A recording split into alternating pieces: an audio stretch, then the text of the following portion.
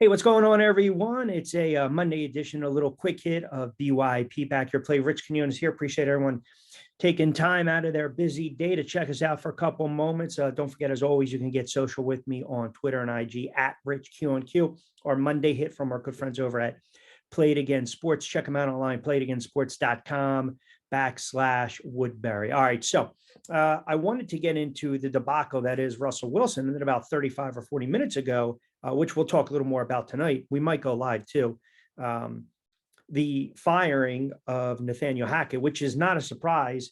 4-11 campaign, never really figured it out. I'll get into Hackett in a moment, but yesterday, Christmas Day, when you go out and you lose to the Rams, national window, national spotlight in front of the whole country, 51-14, and you've had the type of season that the Denver Broncos have had, and you also have gotten zero out of your franchise quarterback, who basically you've traded away, just to farm, so to speak. And then you gave him a contract extension prior to the season. Go figure. When you lose in that fashion, somebody's friggin' head's going to roll. And it just happened to be Hackett. And I think a couple things. This is where you knew it just never was going to be the right fit. I believe two-prong here, because Hackett was a Green Bay guy, right? That bright mind, offensive coordinator. Now, here we go. Aaron Rodgers, we hire Nathaniel. We know we can get Aaron Rodgers. We can dangle that carrot, and hopefully we can get Aaron Rodgers. We've got a ready-made, championship defense, right? Ready to go. Here you go. And we can win. We've done it in the past, right? We've done it in the past. Have we not? We did it in 2015 with Peyton Manning, who basically had no arm left. Okay, fine. So go flashback to the first game of the season, where the Denver Broncos, now mind you, what they gave up again. I just want to reiterate. You're giving up multiple draft picks. You are giving up 2 first-rounders, 2 second-rounders, 3 players to acquire Russell Wilson. Then you give him a 5-year contract worth $245 million prior to the season. Doesn't even take a snap yet. Week 1, Nathaniel Hackett decides on 4th and 5 in a game that they could have beaten Seattle, and they ultimately lost 17-16. We're going to line up and go for a 64-yard field goal. Not a 45, not a 55. Hell, not even a 56. Right there and then, I remember coming on BYP, also 27 and Q with Brandon Jacobs that I host. And I said, this is going to be a long friggin' season for the Denver Broncos, because you, in essence, took the ball out of your franchise quarterback's hand. If you're going to go and die, you might as well go die with your boots on. Remember a couple of years ago, LaFleur took the ball out of Aaron Rodgers' hands, right? And we know what, the relationship seemed like it was kind of strained at that point. So you take the ball out of Rush, you don't let him cook per se, and you lose that game. Then you've had other games that they weren't competitive.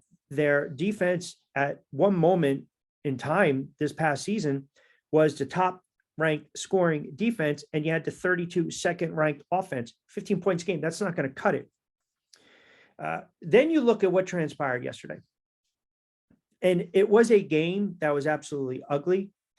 And again, if you're a Broncos fan, you said, well, I know, Kevin O'Connell would have been a nice fit. Then OC with the Rams, now head coach with Minnesota, 12-3, maybe coach of the year. Let's bring in DC, Dan Quinn as well from Dallas. All right, we stuck with Nathaniel, fine.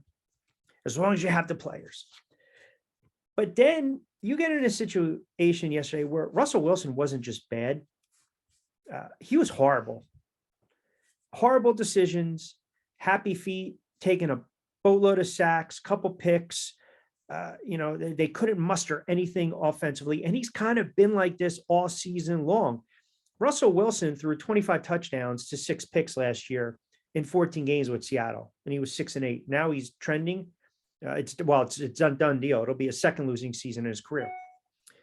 He's thrown 12 touchdown passes, 9 picks this year for the Denver Broncos. And it goes deeper than Hackett. It goes deeper than the stats or lack thereof with Russell Wilson, because it's almost as though throwing gasoline on a fire. Because when you go back and you watch a couple of weeks ago where you had, I think, one of the defensive players, I think it was Purcell, kind of barking at Wilson. Then you had an issue yesterday where even Brent Rippon, the backup, was kind of going back and forth with some of the linemen. And then here's the other nonsense from Russell Wilson, which even proves more that he might be the nicest guy in the world, but he's a friggin' fraud and a phony. You know, he always knows he's on camera. So let me cover up. Let me cover up. So they don't, man, we don't need to see that. I would rather Russell Wilson throw his helmet down, bark, get in somebody's face, like show me some type of emotion. And I'm not even a Broncos fan, and it's frustrating to watch. It really is, because I dug deeper and I'm thinking to myself, find a quarterback, and you guys, maybe you can help me, comment, tweet at me at Rich Quinones, comment on the video. Find me a quarterback that has had such a drop off like this. Find me one. Look, I get it. He's been sacked 49 times. I think he's been sacked 51 was his career high, and he takes a lot of hits. Okay. And then I was like, all right, Eli, last couple of years with the Giants, Phillip Rivers, Montana's done a nice little run here and there with the Chiefs, Steve Young, that playoff game against Arizona, the injuries, he got concussed, Aeneas Williams, Aikman and Marino. And I'm like going back, Matt Ryan looks a little cooked. Okay. I kept going, Phillip Rivers, bring him in, bridge quarterbacks, it doesn't work out.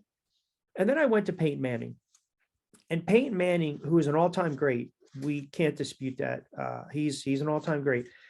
Peyton Manning was 39 years of age when he was with the Broncos in 2015. And that's the year everyone said the noodle arm, and he had 9 touchdowns and 17 picks. Prior to that, he threw 39 touchdowns, and prior to that, 55. And I remember the time on the radio, I said, he's going to be the comeback player of the year. Remember the neck surgery and everything, you got to retire. He didn't. And look at the numbers he put up. But at 39 years old, 9 touchdowns, 17 picks with the noodle arm. And they had that ready-made defense to win a championship. That's how good they were, right? And they ran roughshod through Carolina. I think the thinking was the same thing this year with Russell Wilson, but he hasn't even given you that. He hasn't. He's looked horrible. He's looked so disinterested. He's got the happy feet. He's looking at the lineman. He's looking at the oncoming rush. He's not even looking above. He's not even looking off receivers. He's so skittish now. He's taking sacks. He's not throwing the ball away. That's what a rookie does. Second or third year guy, another guy that's been in the league for a decade, and he's just 34. Are you telling me that all of a sudden his skills have dropped off exponentially, that dramatic, where he's basically kind of like falling off a cliff? I don't know. Is he shot? Is he cooked? Is he a shot fighter? I don't know. Is this the wrong fit? Because now you got to say to yourself, well, damn, look what we gave up. Look at all these draft picks and $245 million. And I know everyone right away, let the Sean Payton, the buzz begin. Sean Payton. I don't know if this is correctable. And I don't care. You can bench him for the next 2 games. What the hell do I care? Save him from himself. It's an embarrassment. But I bet you this on this Monday afternoon, somewhere within that Broncos organization, they're sitting back. Maybe they're having a little gin. Maybe they're having a little whiskey. And they're starting to second guess. They're wondering out loud, buyer's remorse. Did we make a mistake? Where is the ROI? Where's the return on our investment? It's not there. It's not there. And I go back to that week 1, as crazy as it sounds, that set the tone for the Broncos season. That was a turning point in a week 1. And you can't tell me you don't set tones like that. Yeah, you do. Just go ask the Giants when Daboll decided to go for 2 against Tennessee on the road, and they won that game. That set the tone for their entire season. We've seen it before. The fact that Hackett was so out of his element, 64-yard field goal, what are the chances? I know McManus has a big leg. I get it. But you brought in Wilson for that play, for that moment. Did you not? You brought him in for that specific play, 4th and 5. Let him cook. Let him cook. That's all we hear. Get the crescent oil out. Let this freaking guy cook. Put the chef hat on him. Let him cook. I mean, and he's not. Whatever he's cooking, it doesn't taste good. It is a mess right now. And you have to wonder, even if you bring in a Peyton, whoever you bring in, can this be fixed?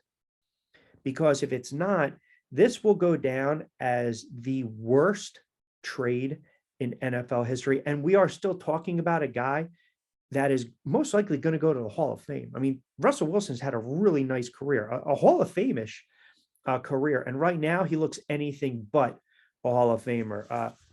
He ain't cooking. He's in the back cleaning dishes.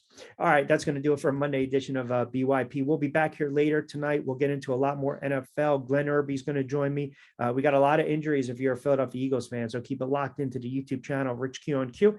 As always, we're brought to you by our good friends over at Played Against Sports, playedagainstsports.com/Woodbury. Check us out online at Rich Q on Q, Twitter, IG. You can check me out on LinkedIn, check me out on Facebook as well. Subscribe. We don't ask for much. If you like the video, if you like the content, subscribe, share, comment.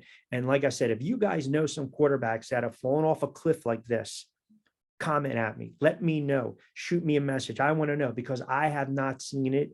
And I've been watching football for a long time. I just never seen a quarterback play this poorly with the expectations of, hey, man, here's a Hall of Famer. And I'll tell you this too. I was one of those guys being a Giant fan saying, well, if I'm not sold on Daniel Jones, hey, man, let's take a flyer on Russell Wilson. Boy, man, I am glad that that never transpired because that would have been an unmitigated disaster. It would have been worse in New York. I mean, with that media, it would have been eaten whole, eaten up alive. But like I said, he ain't cooking right now. He's in the back peeling onions and potatoes and cleaning up some dishes. So, all right, we'll talk to you guys in a couple hours.